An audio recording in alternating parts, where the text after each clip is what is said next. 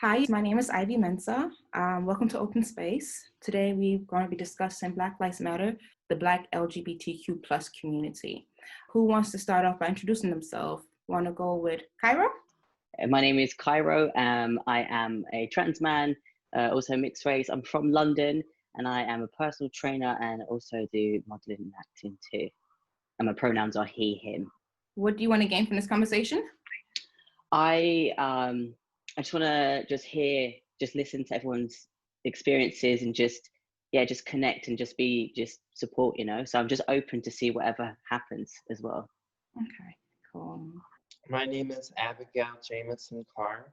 I am a transdisciplinary designer, which means to bring many different disciplines into one holistic practice. And I am a serial entrepreneur and an intersectional activist and environmentalist and feminist. And I live in Rochester, New York. And I am a trans woman. What do you want to gain from this conversation today? I want to have a discursive discussion, meaning going from topic to topic and being very thorough about Black Lives Matter with our community. I want everyone here to go take action from things and solutions and discoveries that we come to in this, and I might write an essay about it or make an action recipe on my app or things like that from stuff that I learn here. So I just think that we all have the ability to make change from insights we glean from this conversation. Okay, cool. Let's go to somebody in Germany. Cece. Hi. Yeah, my name's Cece. I'm 20. I don't do anything special. I just work. And my sister actually works with Ivy, so she asked me to be part of this. I'm queer. I'm a woman. And yeah, I'm looking forward to hear what anybody has to say. Tyreek. Hey everyone, I'm Tarek. I'm from London. I am a gay man and I am a dancer, choreographer, teacher, and what I would like to gain from this is just more education and just know and see what everyone else's experience is wherever they may be in the world, because I feel like everywhere has different, I guess, ways of life and people, right? So it's just a really nice insight. Hi everyone, thank you for having me in this space. My name is Aneiry. I'm Honduran, but I'm currently living in New York. I'm a Black transgender woman and I'm LGBTQ plus activist. Okay, and what do you want to gain from this conversation today? Like I said before, I'm thankful for this space because I think we as Black people, we deserve to create a safe space for everyone, and I'm bringing my life experience to the table, and I want to learn from everybody else's experience. Hello, my name is Jackson. I'm 43 years old. I am born and raised in Amsterdam. I'm a trans man. I was an ambassador of Pride Amsterdam in 2018. I'm still an ambassador, but that was my year. And I hope to learn about this more because I had my first demonstration Black Lives Matter last week, and I want to learn more. I noticed that I was living more in my own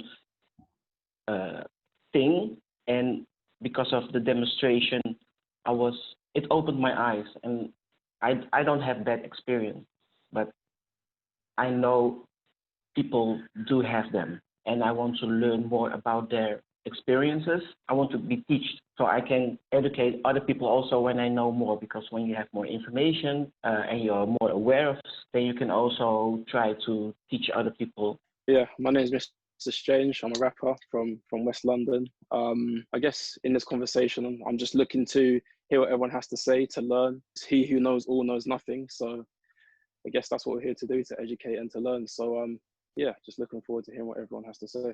My name is Anna. I'm 20 years old, and originally I'm from Hamburg, that is located in Germany, but I moved to Leipzig.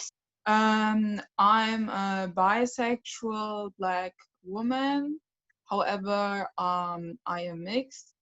I think that's quite important to know because it comes with different struggles and identity crises I face. And reason I wanted to attend this meeting was because I am curious to hear about different perspectives regarding Black lives and the movement. So like I want to be more inclusive in my work because I am also an activist and I'm a member of multiple Black organizations in Germany. Hi everyone, I'm Lyra. I am non-binary and I am from London. I'm indifferent to pronouns. I pretty much respond to it all. And in terms of what I want to get from this conversation, I think it's, honestly, I don't think I've been in a conversation that's featured so many different geolocations. So it's always nice to hear about how your experiences and where you're from and how they may mirror a different mine from London. Yeah. My name's Kay.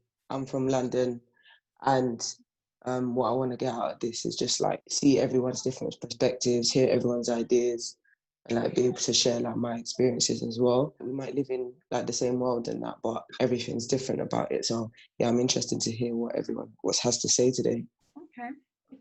So the first question I have for you guys is, what does the Black Lives Matter mean to you? And do you feel included as a member of the LGBTQ plus community? Who wants to start it off? When I'm talking about Black Lives Matter, it doesn't mean that the other race or the other cultures doesn't matter, but it's about all the discrimination and all the things we have facing on this society. Because when the society gonna make change, they never include the Black people. We always the last race or the last person on the table. And Black Lives Matter to me means that our life matter and we have to be include in all the change the society, the government, or everything is gonna do. But being part of the LGBTQ plus community, I feel like when they talking, they never giving that space to the LGBTQ plus community. I can put like example. 1 month ago, there was a girl. Her name is Jardi, I guess. She was model for Calvin Klein, and we was facing the Black Lives Matter movement, but we was discriminating we were doing discrimination to her for being part of the LGBTQ plus community, even when she's a Black person, a Black transgender woman. So I feel like we never included, and I'm talking I was saying we want to talk about the Black movement. We cannot divide them, woman in one side, LGBTQ community, males. We have to fight together. If we're gonna get to something, we're gonna go like community together. So, but in this moment, we're not doing right that, and we have to, that I can say. Black Lives Matter to me means being included and being equally treated like everyone else. That's what it means to me. I personally identify as human because at the end of the day, we are all beings on this planet and we should all be treated like everyone else. I can't say myself that I am from the Black community. I am Palestinian, so I'm Middle Eastern, so my struggle is, I guess, somewhat different, but still the same. But in same relation, my whole kind of ethos is we need to change the systematic racism that's happening in every community, and it needs to start from the top, so then everything else can be in line. So for me, it means about demolishing the years or generations of I guess rules and regulations, and changing the media, the way they showcase Black people, LGBTQIA people, as well as Middle Eastern people, and show them in a better light, so then everyone else can see us all as one and united. But yeah, that's what's important to me within the movement, because I just feel like we should all just be together. And I feel more than ever now we are becoming that. Like, I've been to the protests in London, and I just feel more than ever now, from any walk of life, we were all there, and that for me was powerful. So I feel like we are in a forward thinking way, and I just feel like with more push we will get there. I think that Black Lives Matter is fundamentally about the grievability of Black lives and the loss of Black lives. So that is to say, the level to which we consider the loss of Black lives to be worthy of our mourning. And another way that we can think about grievability is at times of war, thinking about going to war against another country that is considered to be a threat, right? And then we kill not only their soldiers, but have like civilian casualties and things. And it's like, are the soldiers' lives grievable? Are the civilians' lives grievable? Are Black people's lives grievable? And the whole movement, I think, asks people to call into question how grievable they consider people's lives to be. And I think part of that is like media representation, like we talked about. And it's also the way in which I think a lack of training and an emphasis on violence, along with implicit bias that state-sanctioned violence is kind of based off of, that disproportionately affects Black people. And so to me, Black Lives Matter is like very much specifically about stop killing Black people, please stop killing Black people. And it is about saying that Black people's lives are just as grievable, and even if we're addicted to drugs, or even if we're homeless, or even if we're committing a crime, a petty crime, or otherwise it's not the job of the police to execute us on the street, and that is like the main focus of Black Lives Matter. However, the Black community has a homophobia problem and a transphobia problem. It shows itself in the beatings and the killings of people that are queer and people that are trans. And this is, I was having a conversation with my friend today, actually, and they were saying how it's almost like homophobia or transphobia doesn't go far enough to describe what it is, because it's not just that they're phobic or afraid, but that they really hate us. But I would say that a lot of it is based in fear and based in their own internalized homophobia or transphobia that they might be battling with their own identity. And when you think about Black people, I think that like seeing another Black person makes us feel like they're a reflection of ourselves. And so it's sort of like by seeing someone else that is queer or trans, it kind of opens up the idea that they too could be queer or trans. And it's this entire meltdown of fear that can then turn into hatred and be enacted into violence. And so I think it's interesting, and the distinction of that all Black lives matter, or saying that Black trans lives matter, or Black queer lives matter, or gay lives, or lesbian lives, or important, because if the grievability of Black lives being taken by police is an issue, which also disproportionately affects queer people and trans people, state-sanctioned violence, but we're also being violent against each other, while this is happening, it's sort of like it's important that we have the conversation. In the rallies and stuff that I've gone to, I think like pride and just like representation has been a prevalent sort of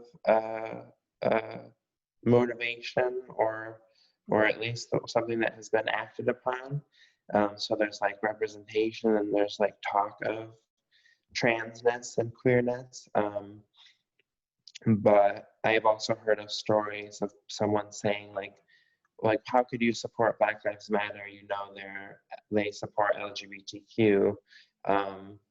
And that's a quote, and I would say LGBTQIA plus, but it shows how much of a dysfunctional family that the Black community is, that we're still killing each other while we're trying to prevent police from killing each other. So I think that it's important to have this conversation.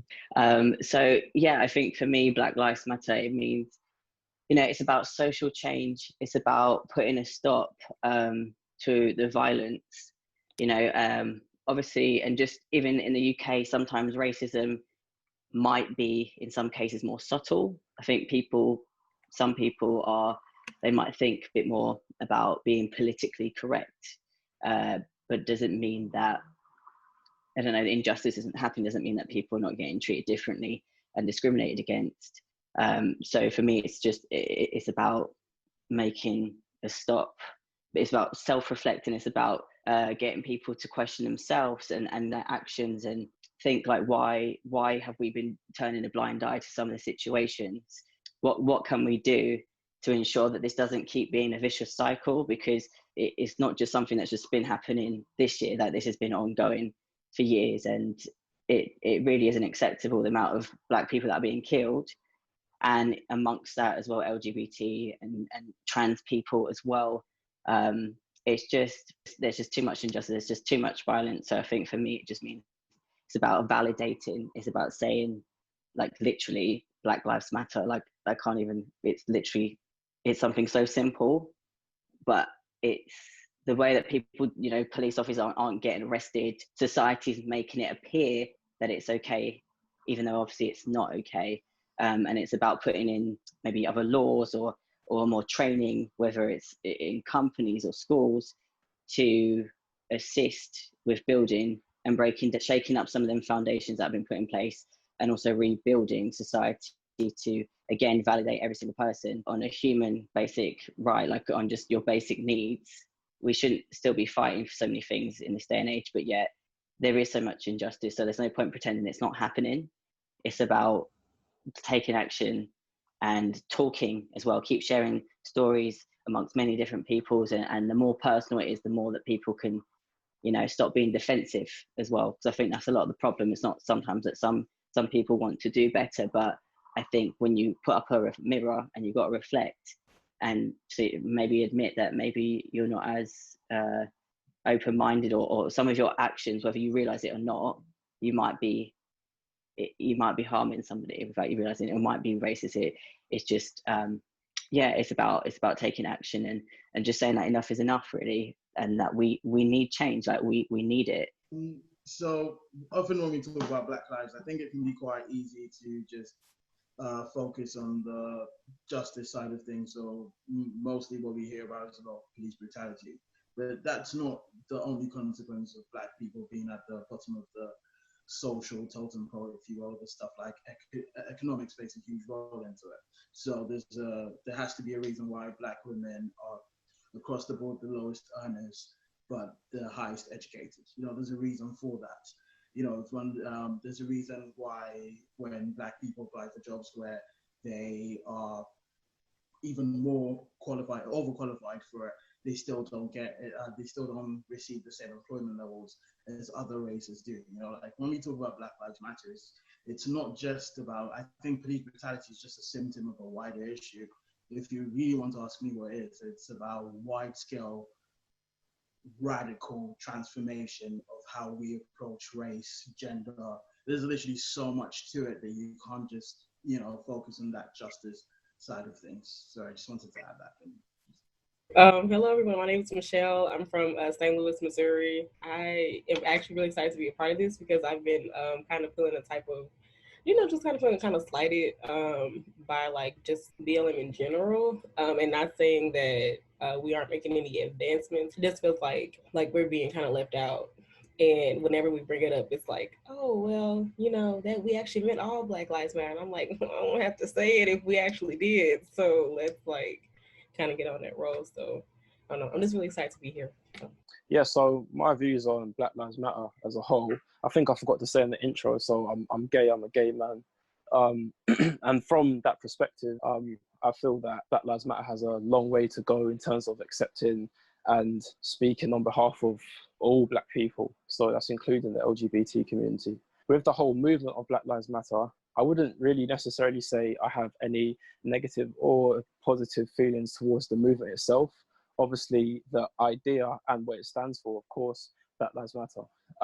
And that is not necessarily shown in the world that we live in today, especially, you know, where we come from in the Western sort of society. I'm from London. And especially as a musician, I make music, I'm a rapper. So the amount of homophobia I've experienced, I've heard, I've had to try and break through is unbelievable. And 9 times out of 10 is coming from Black people, as the rap industry is majority Black. So I feel that for someone like myself, I wouldn't say it creates a resentment, but it makes you feel as, it's almost like you're made to feel you're not as Black if you're gay or if you're within the LGBT community. I do feel that there's a massive way to go in terms of just Black people being more accepting of gay people to move the movement forward. And I actually think it's quite an oxymoron, if that's the word, because BLM was actually created by 2 lesbian women. So the 2 founders of Black Lives Matter are lesbian. So I just think that's really, ironic. And I feel that not a lot of people know that, and not a lot of people understand. I mean, I even put up a post some time ago during, I think it was when Blackout Tuesday, around that sort of time, basically said, you know, right now, calling on everyone to sort of support BLM, because right now it needs a lot of support. There was a big rush on the internet, and, you know, that's a time where if it got the boost that it needed, it could, you know, do some real change. And the amount of people that commented saying, you know, why do you gay people always have to, you know, want the light shined on you? And it's just crazy. And I think it's just something that needs to be spoken about and worked on if we are to move forward as a people. You know, I think there's a lot of understanding that needs to be done from everyone. We've got a long way to go. Yeah, I completely understand your point when you say when you try and shine issues on LGBT specific Black issues, people always tell you you're sort of derailing the conversation. I think a huge part of that is because at some point we became unaware of what the history of Black liberation entailed, and we forgot the sort of solidarity it took across communities to get to the point where we are. And due to that lack of education, we have essentially allowed ourselves to recreate the same systems that were used to oppress us. And rather than using those to oppress, well, you never really oppress the people that look like you. You oppress the people that have differences from you. So in the Black community, it happened to be globally it was the LGBT community, and in the Black community especially, the only people that you really had below you in the social totem pole would have been Black LGBT people. So those were the people who oppressed. So in your fight for liberation, and I don't mean you guys as in you guys, I'm just talking specific generally, in the Black fight for liberation, we sort of started creating those same systems that were used against us. And I think a huge way that we're going to overcome that is to explain to people that some of the greatest Black thinkers that you have, the people who informed us of what we know now, were LGBT allies or LGBT themselves. You know, there were LGBT people marching on Selma. You know, there were LGBT people in Ghana and Nigeria and South Africa fighting for Black liberation. It was a global Pan-African movement. And at some point when we became divorced from that history and we didn't understand it, we allowed ourselves to become the people that we were trying to liberate ourselves from. Okay, the second question I have is, being both Black and part of the LGBTQ plus community, what are some of the struggles you face in today's world?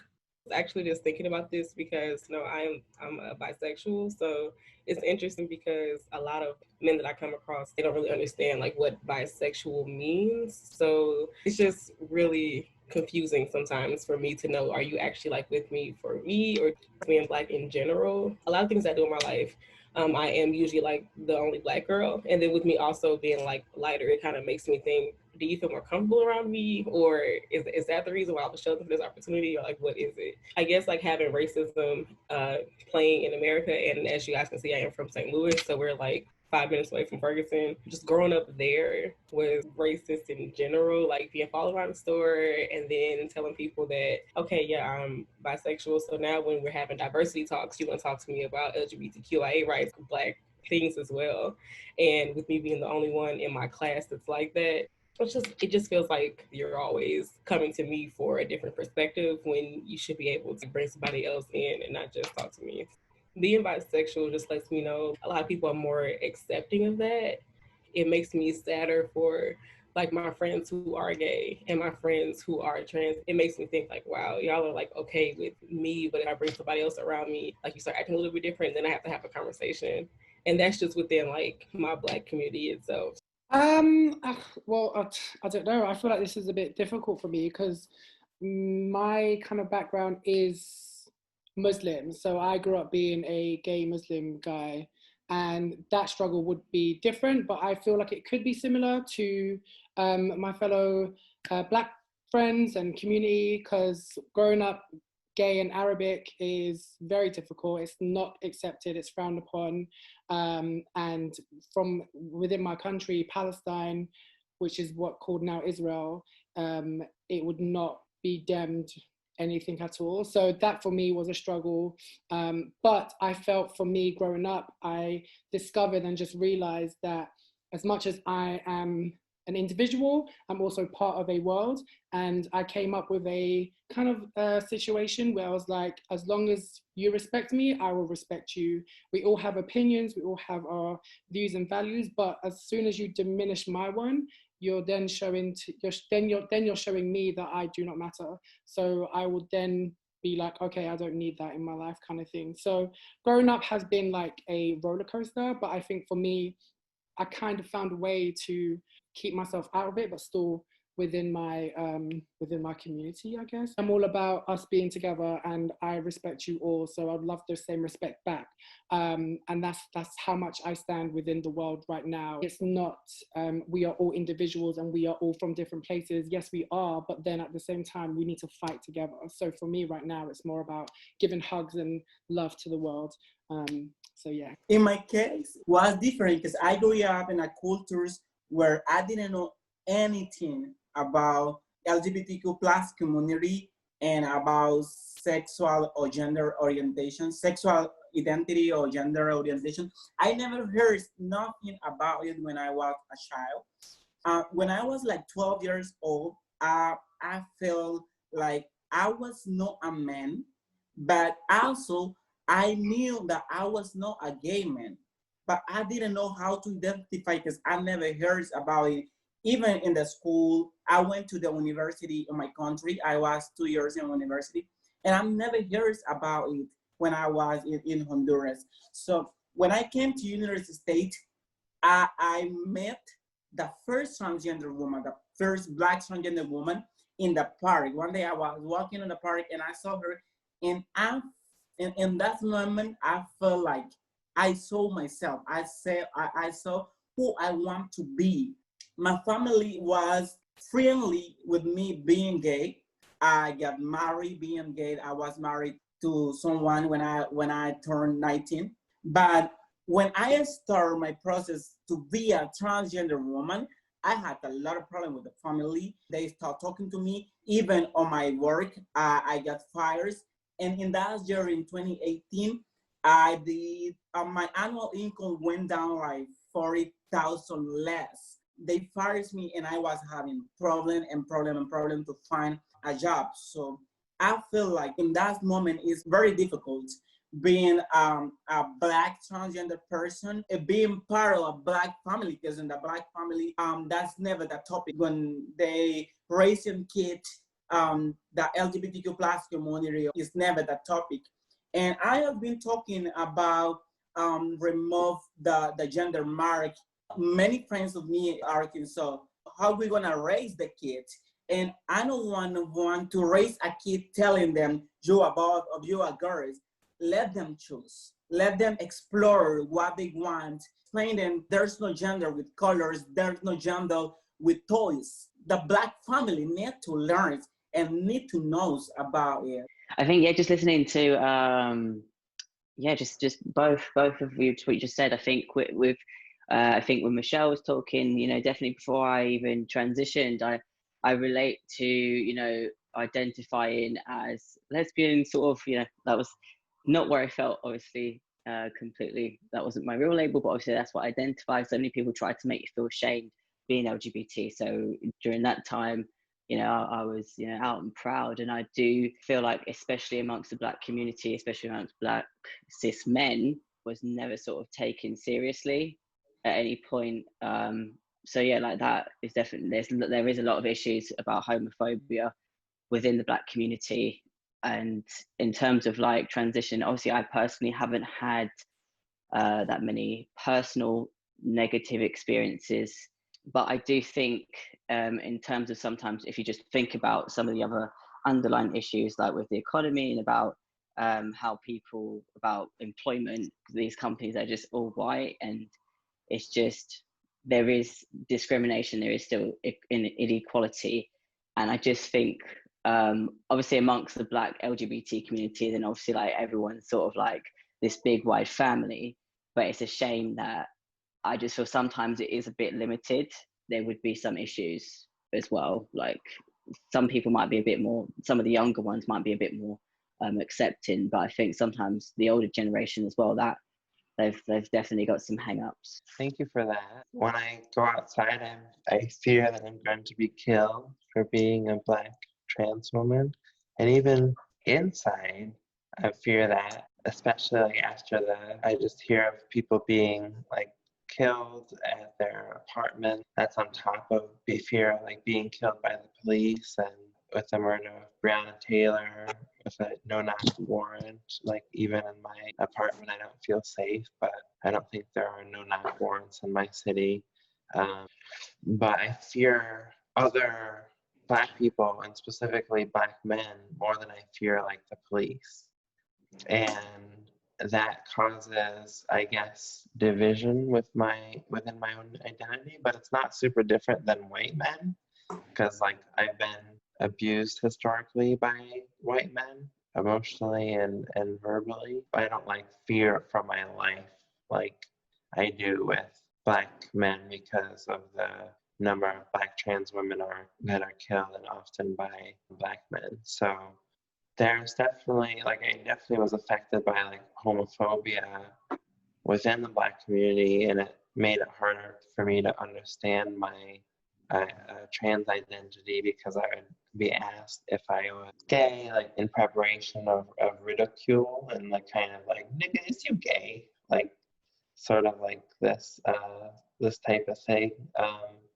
So that's hard, because I'm bisexual. It wasn't that I was gay, and my bisexuality is a bit different too, because I'm trans. It's still the same, like bisexuality.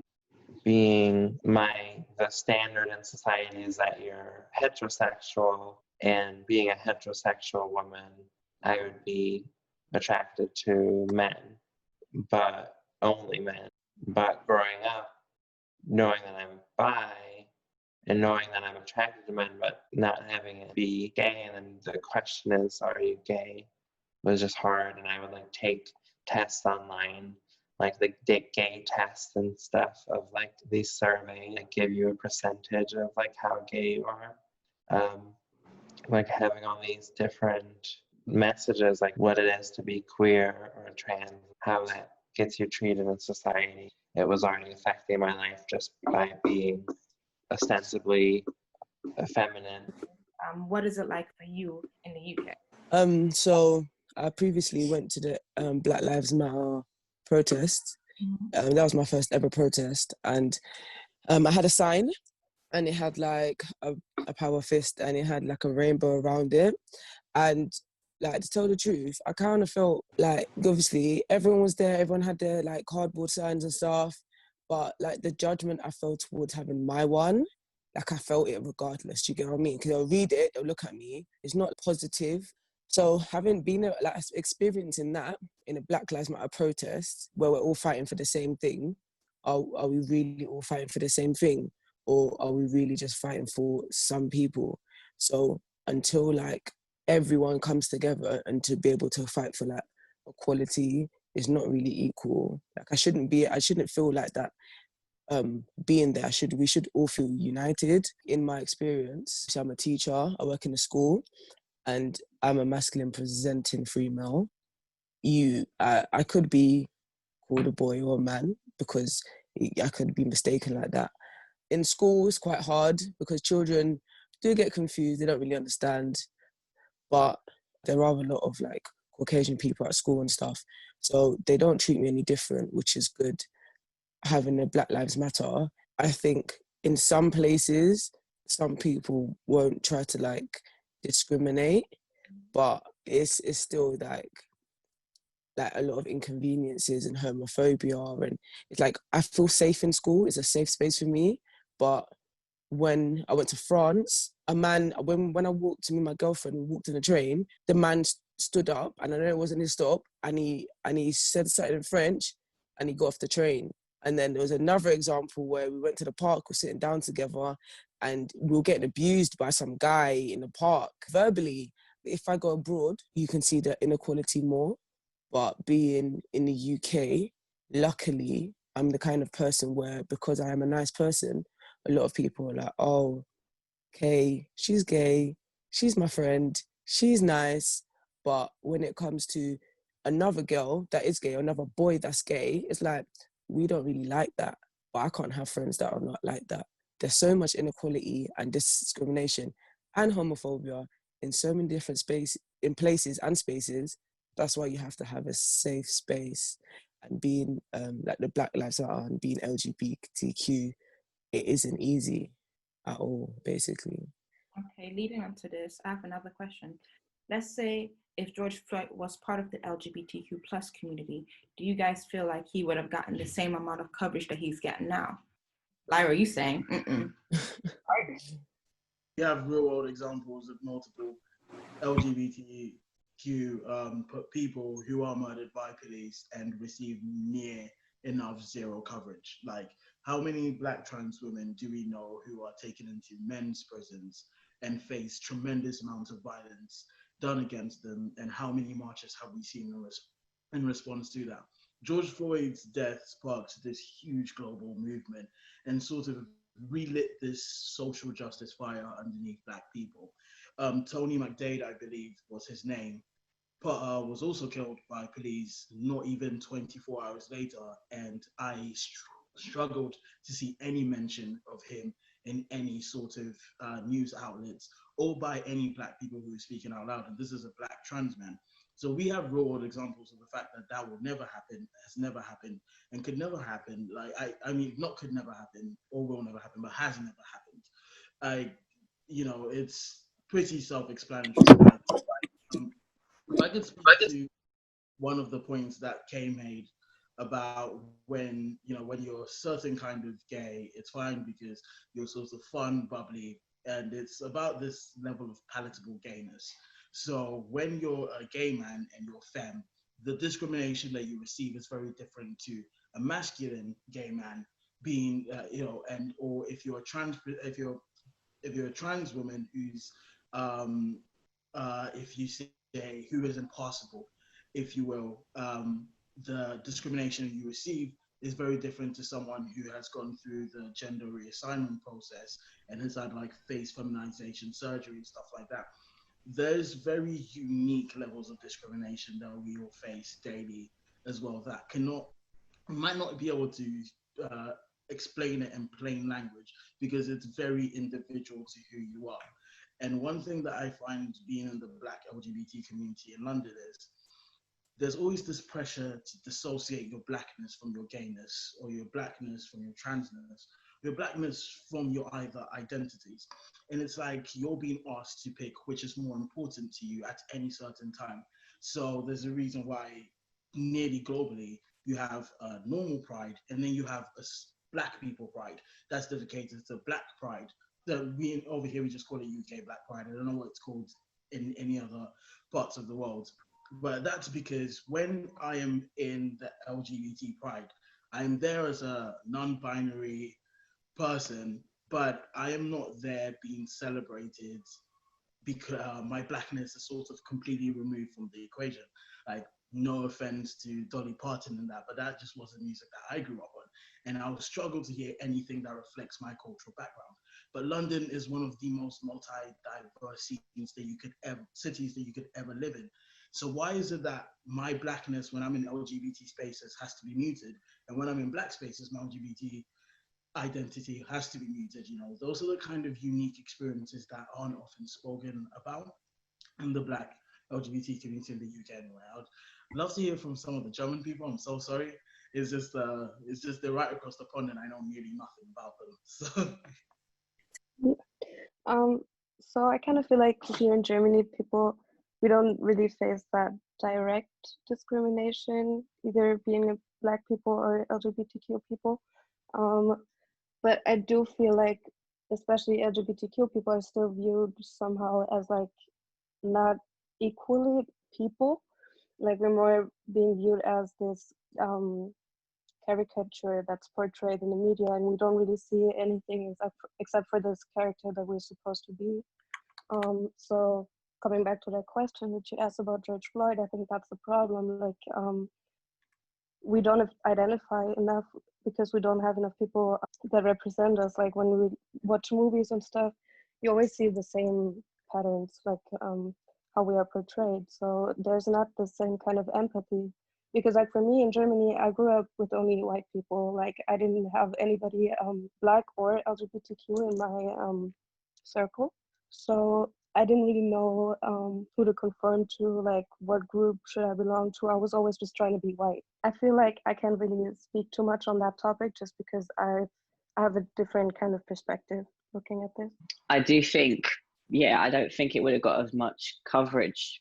There's been, there's been loads of like Black trans women that have been murdered brutally, and yet the coverage in comparison is just disrespectful. It does not compare, and that in itself is a huge problem because there's all these hate crimes that are sort of going, a lot of them don't really get reported anyway.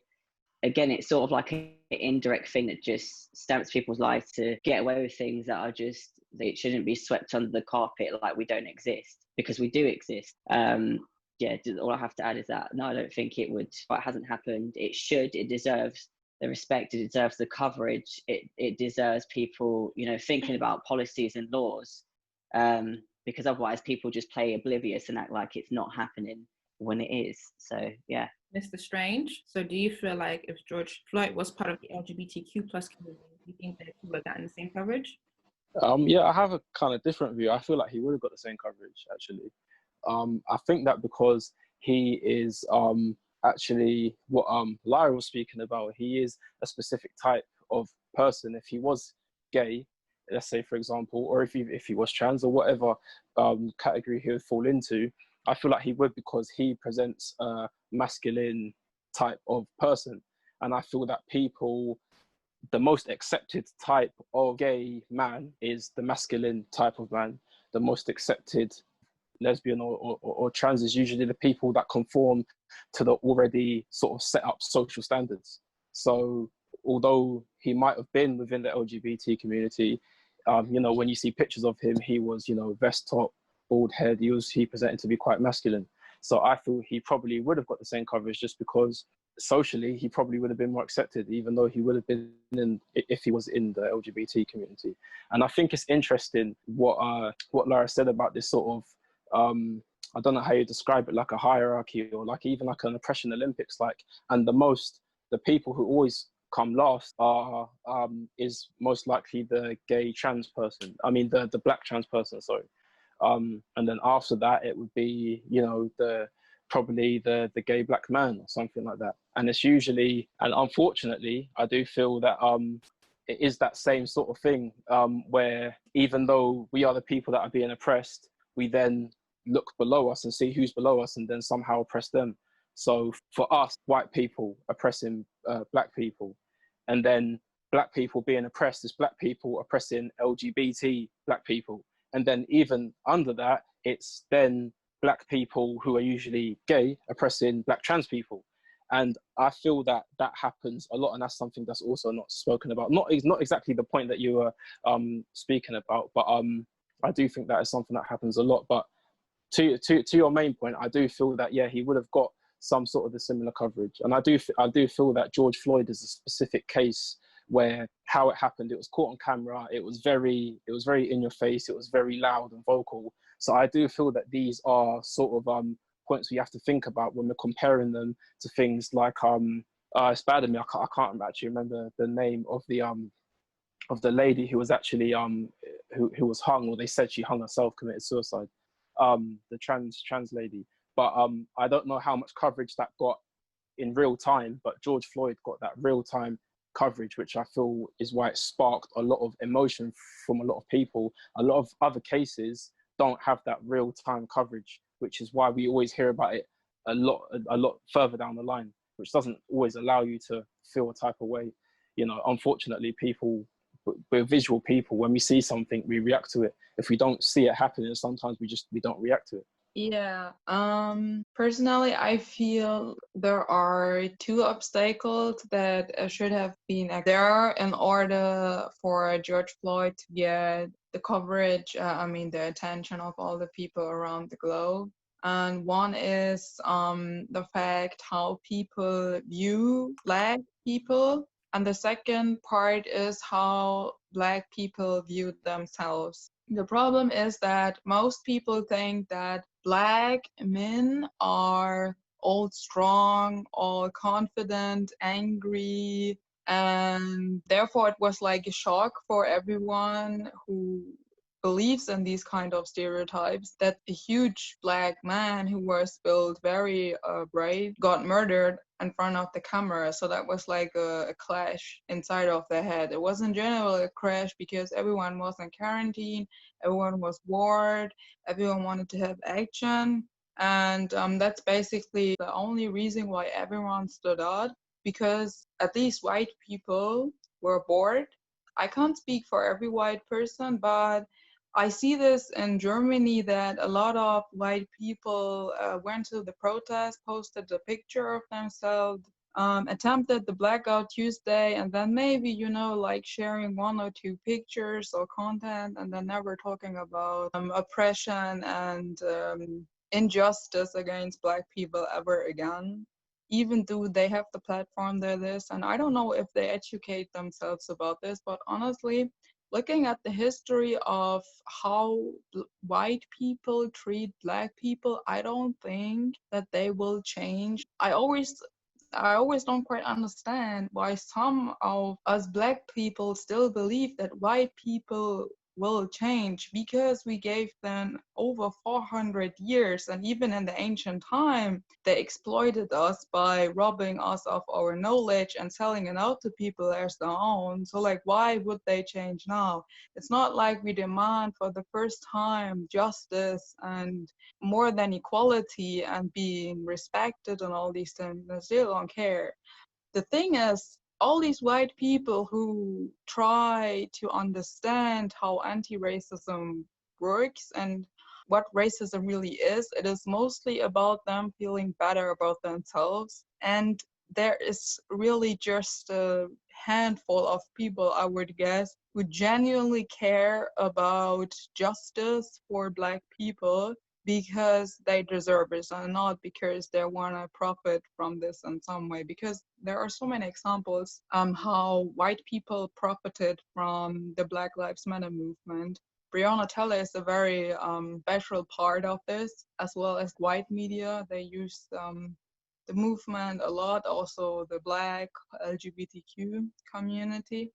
The other part is the Black community itself. I must say, I find it really heartbreaking that the Black community has so many problems with trans hostility and just in general queer hostility, which especially homosexual hostility. I don't really like using homophobia, because it's not phobia, it is just being hostile. They're not afraid of anything. And I think it's important to know why Black people are afraid of homosexual behavior or their homosexual orientation.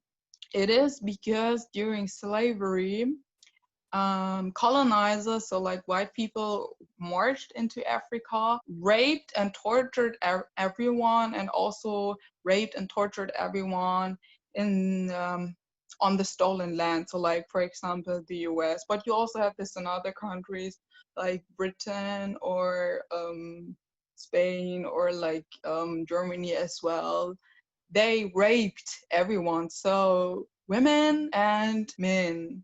And this is why people have a huge problem with homosexual behavior, because it reminds them of the rape that happened during slavery, but they fail to make a difference between rape and just sexuality. I mean, like, this kind of fear got transmitted over generations, and everyone got taught that this is bad and this is evil and whatnot, because the Black mind is colonized by the white supremacists. And that's not confusing at all, because Africa is still enslaved by white supremacists who bribe African politicians in Africa. And in white countries, you have white supremacy, because it is led by white people, and white people will do everything in order to maintain colonization and the enslavement of Africa.